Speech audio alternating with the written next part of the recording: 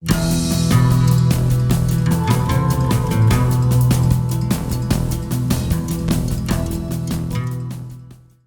will be installing 32 panels with a peak effect of 16 kilowatts. I will be constructing and building a timber structure on the ground, and later on I will mount the solar panels on this construction.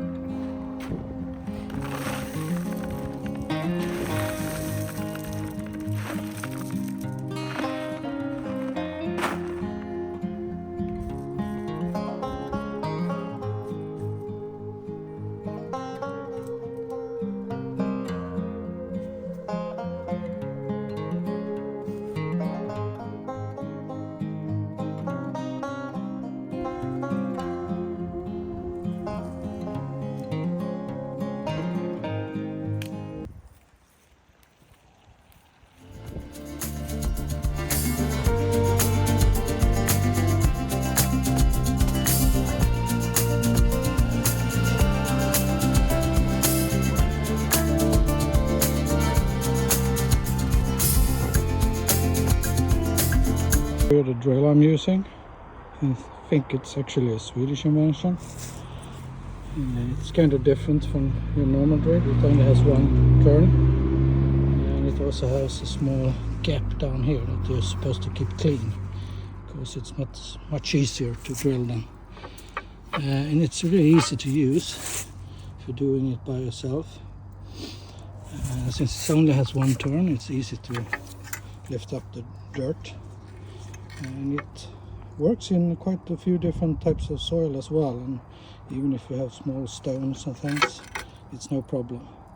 It's a lot of work, especially if it's hard and if you have clay or something, but it works.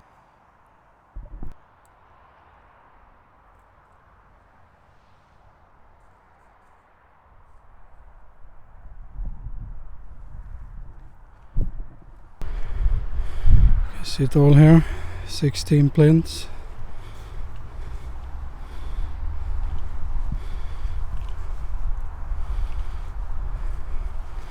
Lined for the timber structure.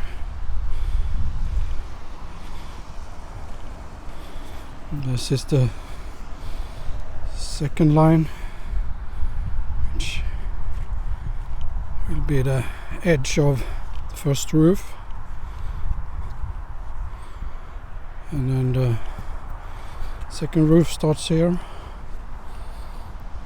Same line of plinths.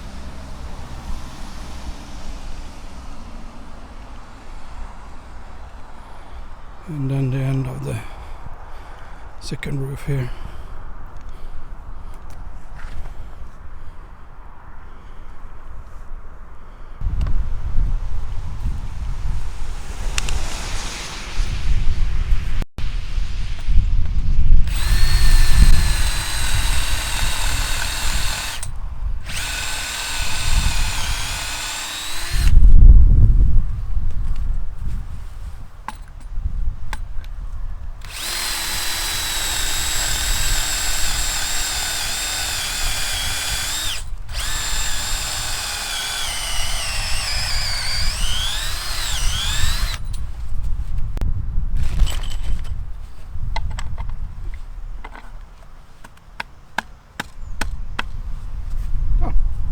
First one. So I'm checking all the plinths, make sure that the dirt is well compacted around them. It's been raining a lot, so it's been setting.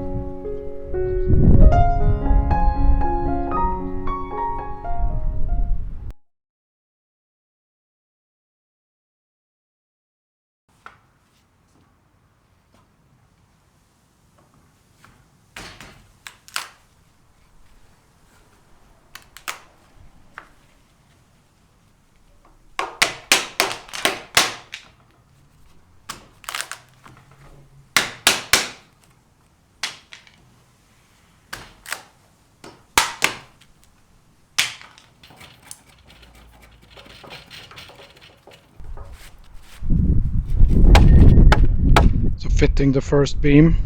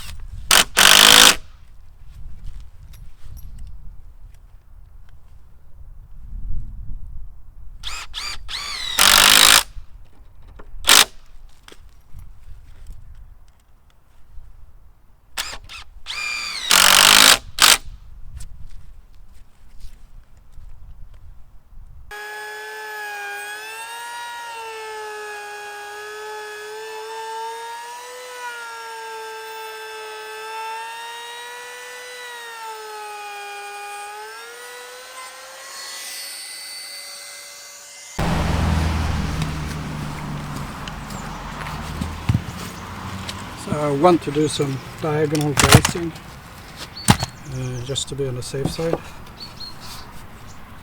Put one of these in each end. I think it will be okay. Help a bit.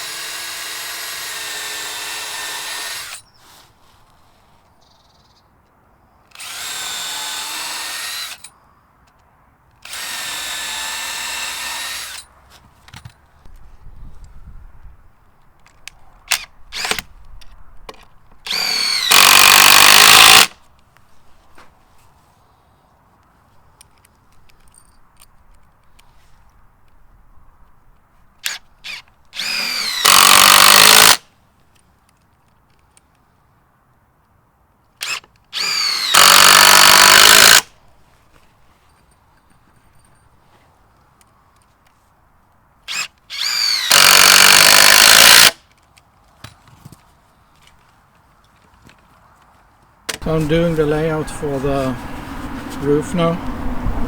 It's a 10-degree pitch, and I will have a ridge here and then these will be the support for the roof, or for the panels actually. It's not the roof. This one will lower it down to the same height as the rim here, and it will just be to tie them together, so the forces that are pushing down will not separate the poles. We will have 4 of them. And these ones, I know they are pretty thick. It's 145 mil, but it was the best I could get because of the length and so on. So I waste as little as possible using these ones. So never a bad idea to have bigger than you need.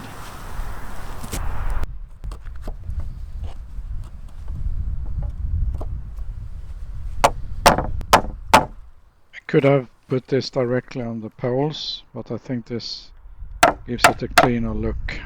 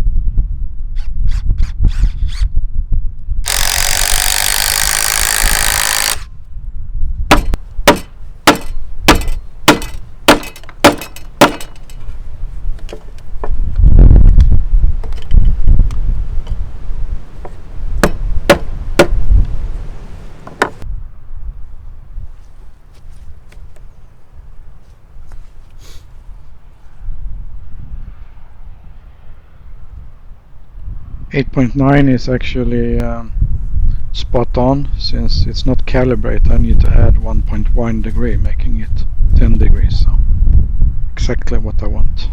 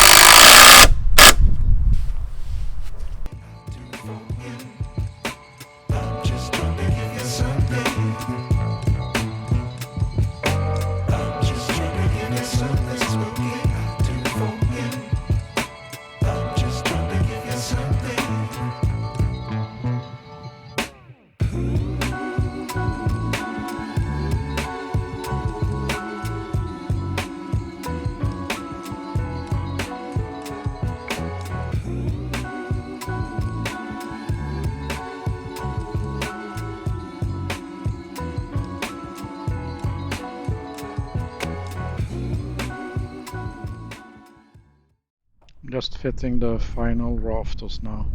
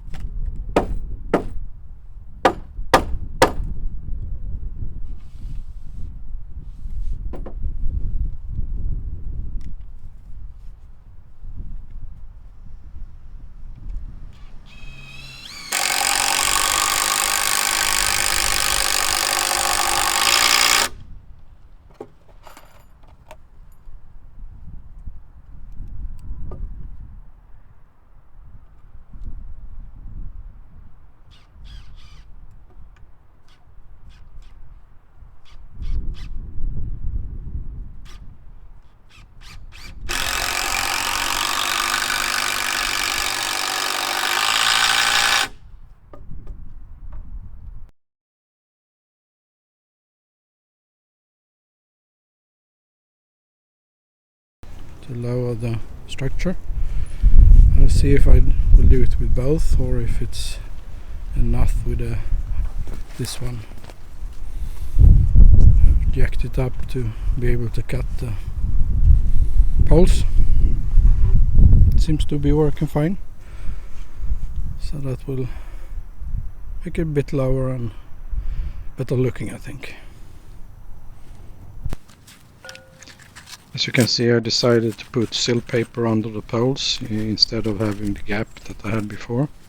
So this was a good opportunity to fix that.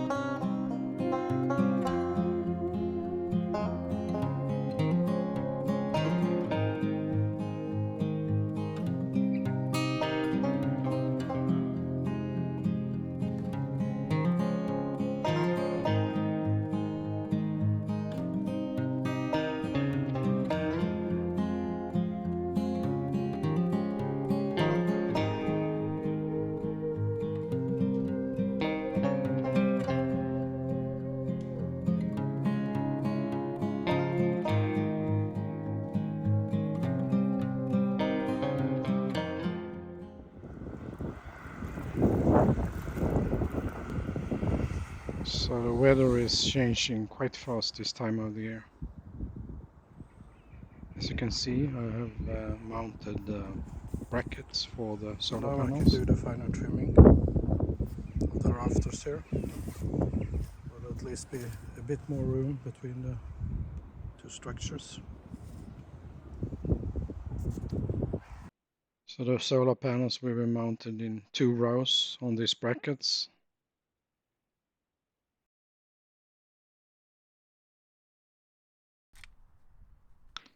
So the first question is why I don't put it on the roof.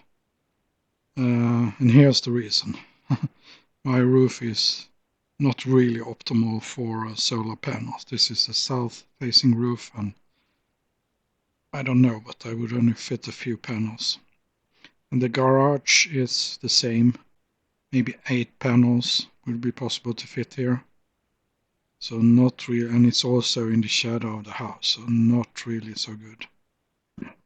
Another option would be to put it here to the left on the free area, having the panels south facing towards the camera. But I didn't really want to do that because that would completely block the view from our house, so it would not look so nice. In the way that I put them now, it's out of our view, and also I would actually fit less panels. So even if we used all of the area with south-facing panels, it would only be 20 panels. And now I will have 32 panels. So 32 panels will give me an installed effect of 11.8 kilowatts. And since I'm mounting them facing east-west, the calculated efficiency will be 93%. So I'm actually only losing about 7% by mounting them in this way instead of south-facing, and I think that's really good. I will have a 10-degree pitch, which will make a much lower structure than if it was south-facing, so that's also good. So for me, I believe this is absolutely the best solution. So the calculated effect then will be 11.9 and a total yearly production of 11.8 kilowatt hours. And that's actually pretty much the same as my consumption. So that's also really nice to have. Produce as much as you consume. When it comes to batteries, I decided not to have batteries. In my case, I consume at least 15 kilowatt hours per day, and that would be the size of the batteries. So it would really only help me during the day and make it easy for me to consume and when to produce. But that doesn't really help me so much. I believe that I can control this in other ways by making sure that I consume when the energy prices are low during the night, for example. So I have other means of controlling that.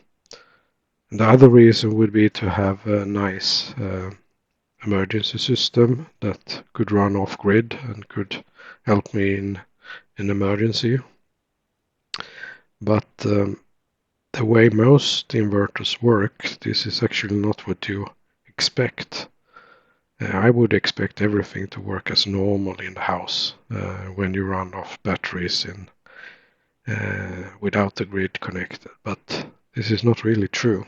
In my case, I would have one phase instead of three phases, and it would be one phase on the inverter.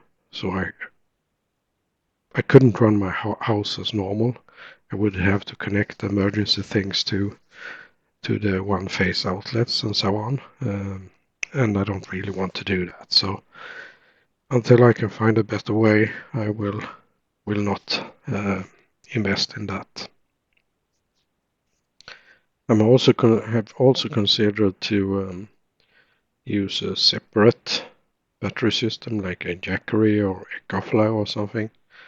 And then I could just hook them up to a few of my panels if I would need some emergency backup.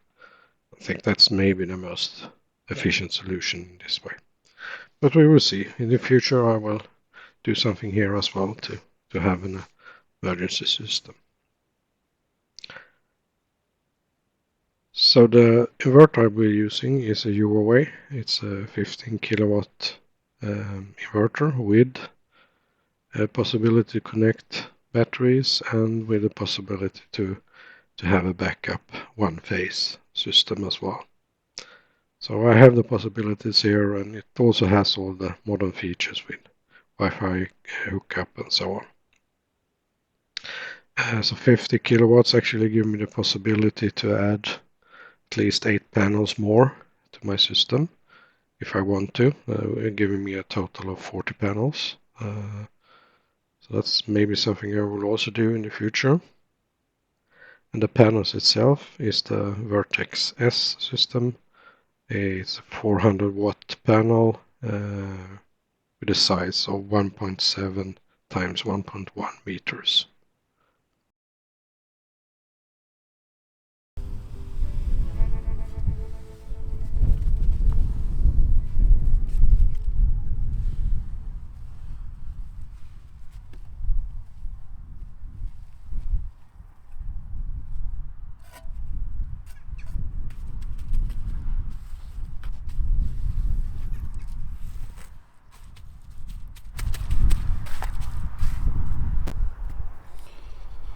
So some concrete around the plants will prevent the grass from growing, and making sure that I don't have to use the trimmer here, and a robotic lawnmower will take care of the rest.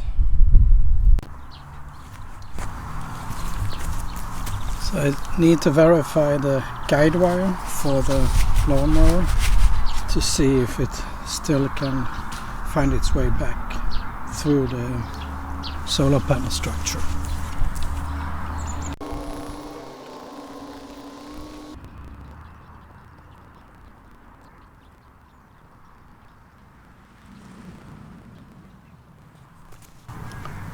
That's really lucky. I haven't moved it at all.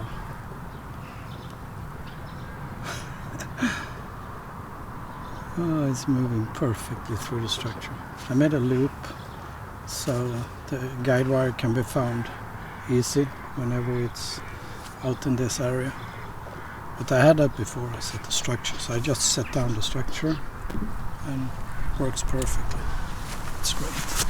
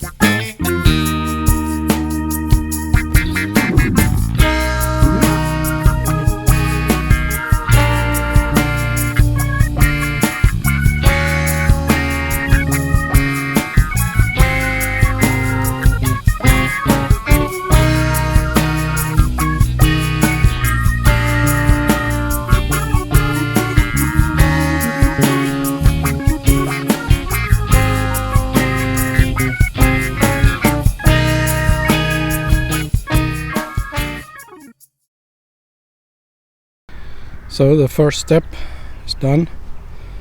Panels are all installed using small clips.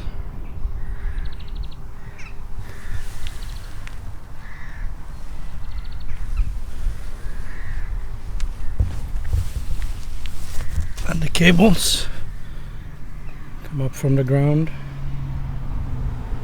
and with connectors here. Cables come in here and go into the garage, so it's not so far, not so long cables.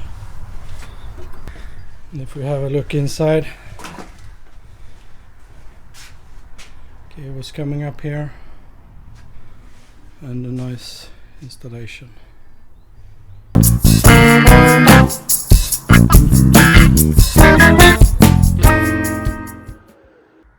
So another day, getting ready for the electrical installation. So the electrician will come today and he will hook up the inverter to the central. And then we will also start up everything and make it running. So hopefully we'll be done today. So we have hooked up the inverter. There's a connector coming with the inverter, and it goes to a safety switch, so you can turn off the inverter and basically the production of that is going out to the grid.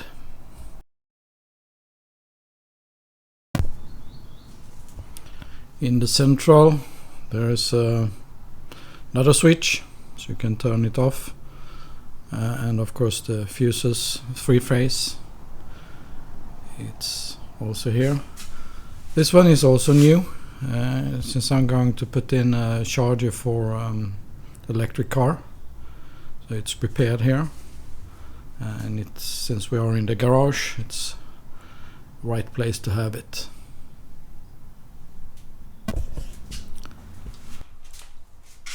So we're done with the installation.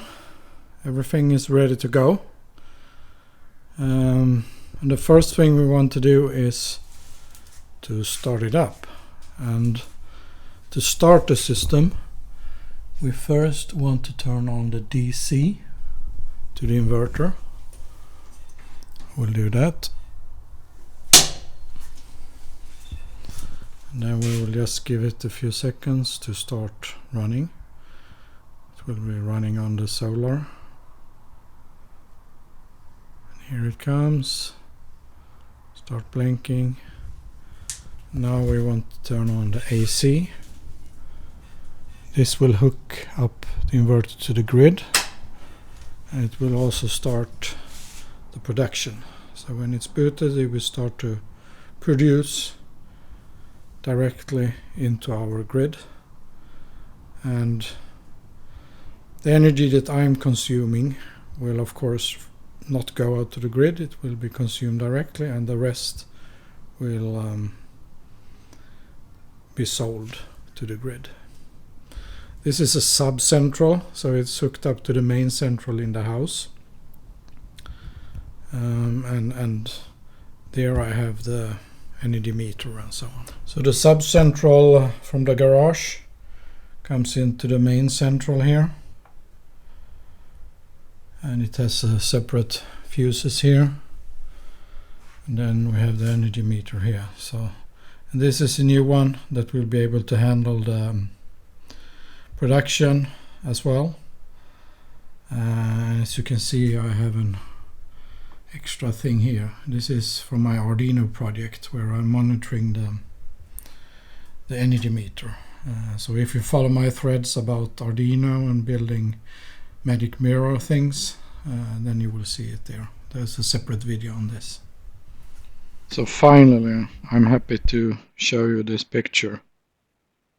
We're actually up and running, and we're actually producing. You can see that I'm currently producing 2 kilowatts, but it has been running for a few hours now. And if we look in the diagram here, I think the top was 8.8 kilowatts at midday. So that's really nice. And then it's getting lower and lower now. And already, if it's just been running a couple of hours, I'm almost producing 20 kilowatt hours. Just washed off the panels. Not that they really needed to be done. They look a bit cleaner now. Even the bird dropping seems to wash away with the heat and the rain that comes down. So really not too much maintenance, and no leaves and no other things so far.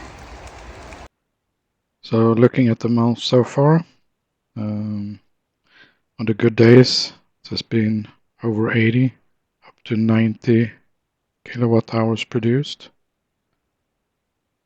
and on the more cloudy days it goes down to around 40 as the lowest. And for the last few days it's been going up and down a bit with the sun. So I've been keeping an eye on the shadows on the panels. This is in the evening. As you can see, there is a tree shadowing a bit, and early in the morning also have some bushes that are shadowing. So I want to understand if this really makes any difference, if I need to cut them down or not. So if we have a look at the curve for a very good day when it's sunny, you can see that in the morning there is potentially a small break in the curve, and also in the evening. So I will try to monitor this over several days and see if it really can be a source of a problem. It's very small values, so I'm not so concerned about it, but it's good to know, and maybe if I need to cut it a bit down on the bushes.